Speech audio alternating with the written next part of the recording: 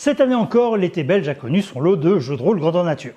Déjà Ragnarok, le plus grand mass-larb du pays, avec plus de 1000 participants, le lancement de 5e Âge, un tout nouvel event original par une organisation flambant neuve, et les Rencontres de la taille, GN de type 0.5, organisées par notre propre association. Nous étions présents à chaque fois et nous vous avons ramené quelques images et quelques impressions.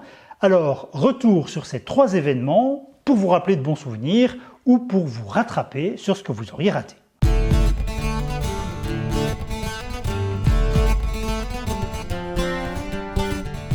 Cette année, l'organisation de Ragnarok avait annoncé d'emblée la clôture de son 2e cycle narratif. Nous nous attendions donc à pas mal de remue-ménage et ça n'a évidemment pas raté.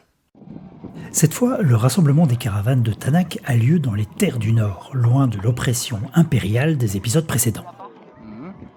Chacun s'installe, se retrouve et s'adonne à divers loisirs comme le très prisé Blood Bowl, un sport peu subtil et dont aucun match ne finit jamais bien.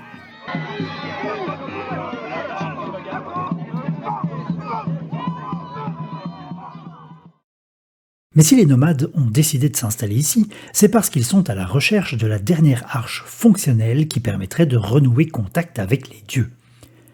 Dès leur arrivée, les participants découvrent une merveille artisanale préparée par les organisateurs, ces magnifiques arches posées au sommet de la colline. Malheureusement, durant la première nuit, un météore s'abat sur le monument, le réduisant en morceaux. Ce météore n'est autre que le prophète de cristal, antagoniste principal de ce cycle, venu contrecarrer le plan. Et toutes les premières personnes à se rendre sur le site du désastre se retrouvent corrompues et asservies, à moins qu'elles n'aient carrément choisi d'embrasser volontairement les enseignements de cette créature. Le Mossem devient donc rapidement le théâtre de luttes intestines acharnées, le météore semant la discorde entre frères et sœurs d'armes et provoquant confusion et catastrophe. Néanmoins, les caravaniers ne se laissent pas abattre, et de nombreuses initiatives fleurissent dans la lutte contre le prophète, comme par exemple la construction d'arches faites maison par un groupe de réfugiés et porteuses des espoirs des croyants. Au final, les caravaniers parviennent, avec l'aide d'un conclave de chamans locaux, à organiser une cérémonie des reliques pour recharger ces puissants artefacts magiques en vue d'une bataille finale de grande ampleur contre le prophète et ses sbires. Y a-t-il parmi vous des porteurs de reliques? Le masque de hasard! Et moi, Geralt!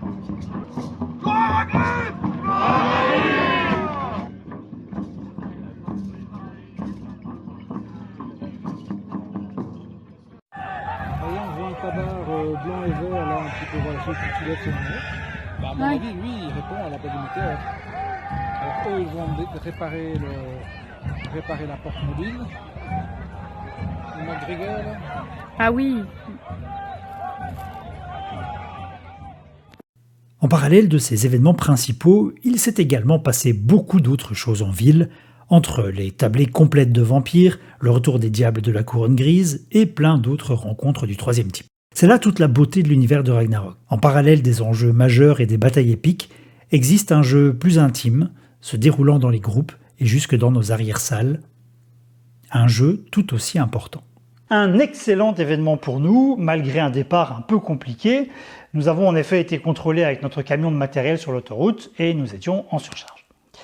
Petit conseil donc, faites très attention à ça. La surcharge de véhicules, c'est dangereux et ça peut coûter très très cher. Leçon que nous n'oublierons pas de sitôt. Cette année, une nouvelle organisation avait décidé de lancer un nouveau jeu intitulé 5e Âge. Dans un univers où, après avoir sauvé le monde d'une invasion de démons, les elfes dirigent avec paternalisme les autres peuples, un nouveau continent a été découvert. Celui-ci regorgeant d'Arcal, ressource la plus précieuse du monde, les participants interprètent donc des groupements de colons venus à la conquête de ce nouveau territoire par appât du gain. Toutes ces factions se sont donc installées confortablement sur les terres d'Obéon, prêtes à partir à la découverte des mystères de la région. Mais peuplé principalement d'hommes bêtes belliqueux et d'insectes anthropophages, le coin s'avère plutôt hostile. Fort heureusement, les colons peuvent compter sur la protection de la châtellerie de Bélem et de son monolithe qui, moyennant quelques rituels religieux, tient à distance les plus graves menaces. Et d'amener cette lumière vers vous. dans votre cœur. Mais rapidement, l'autorité locale, constituée du châtelain et d'une ambassadrice elfe hautaine et fort susceptible, s'avère assez tyrannique. J'assisterai à une longue succession d'arrestations et de procès menant à divers châtiments physiques allant jusqu'à l'exécution. Et ce ne sont pas les pourtant agréables divertissements musicaux qui inversent la tendance. On a maintenant l'ambassadrice des elfes qui nous fait l'honneur de se joindre au jury. Je suis au regret de vous annoncer que nous allons devoir une deuxième fois écouter la musique traditionnelle insecte de spectre.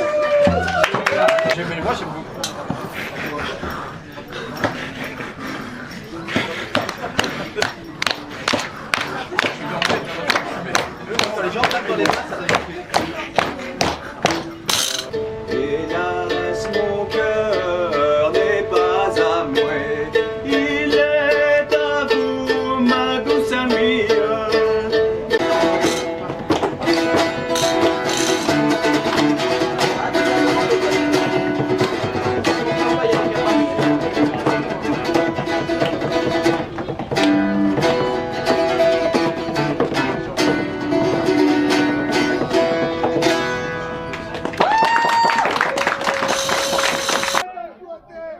La tension ne cesse de monter, jusqu'à l'inévitable révolte générale conduisant au lynchage populaire de l'ambassadrice. Le chien a donc mordu la main qui le nourrissait, et il ne fait aucun doute que les conséquences pour tous les colons risquent d'être sévères.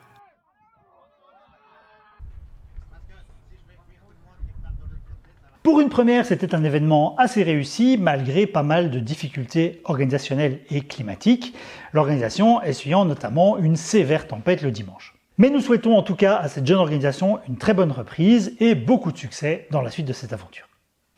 Enfin, les rencontres de la taille. Pour la deuxième année consécutive, notre association, Projet Midnight, organisait ce jeu de rôle paysan en free-play et la formule semble avoir à nouveau fait mouche. Cette année encore, les 4 villages de la baronnie de Serres se retrouvaient pour s'affronter dans des joutes rurales afin de réduire leurs taxes et d'échapper à la corvée.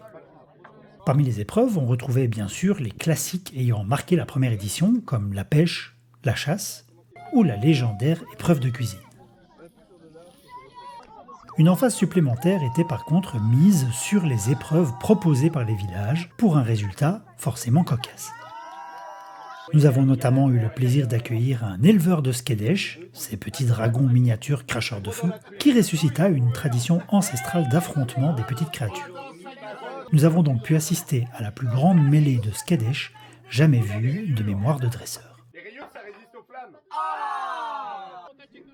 Pour renforcer l'aspect rural et paysan, nous avions également décidé de supprimer les épreuves d'armes, peu à leur place dans cet univers. À la place, nous avons créé un sport paysan et organisé un tournoi. Vaguement inspiré du jeu normand homonyme, la choule serroise se joue entre 2 équipes, se disputant la possession d'une vessie.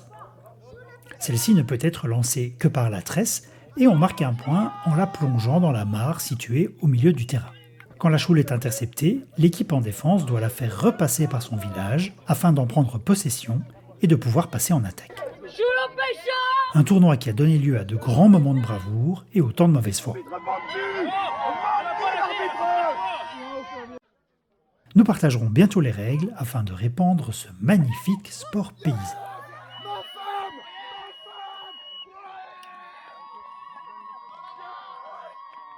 Les rencontres de la taille, c'est un jeu de rôle rafraîchissant, aux enjeux simples et très amusants à jouer.